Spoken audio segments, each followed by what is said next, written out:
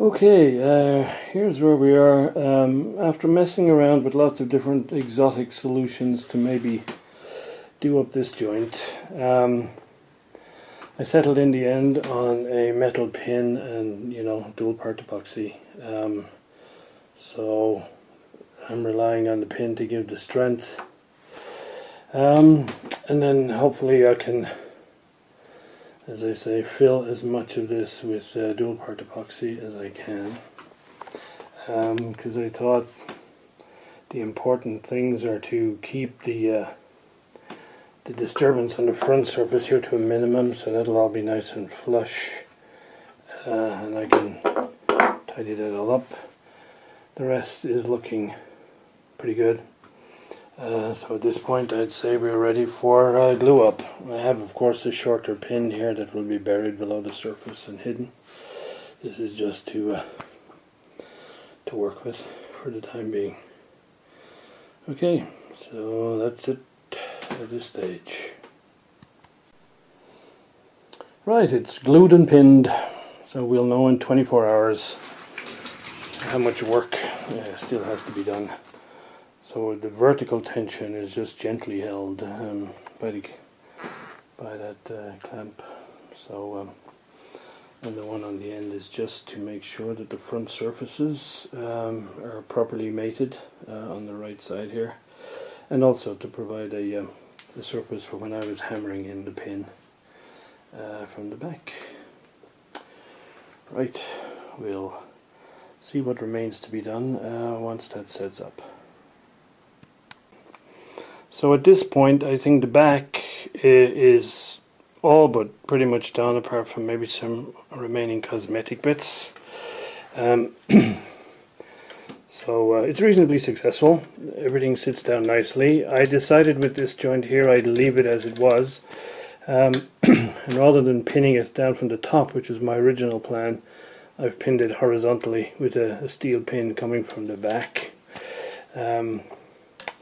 And as I say, still a lot of work to do on the finish, but we'll see how that transpires later on. So, most of it is all pretty much hidden at this point. All looks to be, it looks halfway respectable. And as I say, the fact that none of this is in tension, and these guys are all lined up properly, means hopefully the only stress on this now when people sit in it is the weight of the person leaning on the back of the chair. So next we have the cracks in the seat. So there's 3 cracks. This is the big one, which is open, and this front piece does tend to flex. This one is a previous repair, which looks to be still okay because it's actually right where the transverse support, original support beam is. And then I don't know if you can see it, but there is another one developing here. And it looks like there was a knot or something in the wood, because there's a sort of a hole, a blemish which goes through to the other side on here. So I don't think it's structurally important, but this one here is certainly at the point where it would start pinching people's bums, I'd say, when they sat on it because of the movement. So we definitely have to sort that out. And so yeah, so let's have a look at what that looks like from the other side. So here is the underneath of the seat after a lot of cleaning up and glue removal, etc. And there's really 3 main areas of concern. This is by far the most serious crack running along here. This is a previous one which looks to be still closed, and there is a minor one which looks to be starting out here. So this is obviously caused by the fact that this seat is able to flex. So this guy here is not particularly doing the job. So the idea, at least at the moment, is to put a replacement beam across here to certainly hold this whole side of it from flexing. And then after I've done that, I'll see whether or not it's sufficient to cater for this one as well, or if I have to do something separate for this one. So this is the cross piece. So I'm going to fit that in snugly so it So it traverses the crack. So the crack starts on this side of it, goes underneath and finishes up on this side of it over here.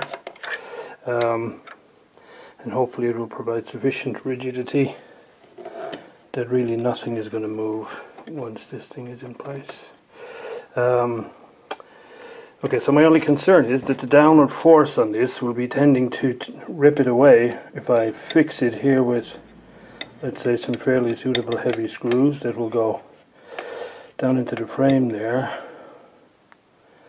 The challenge is that the downward force will always be trying to push that out, so I may have to reinforce it some way, but I'll get it installed first. And of course I'll glue up all the cracks with dual part epoxy before I put this guy on. And yeah, then we'll see where we go from there. That should certainly, as I say, this is a nice hardwood beam here, so this should definitely keep it from moving once it's properly fixed.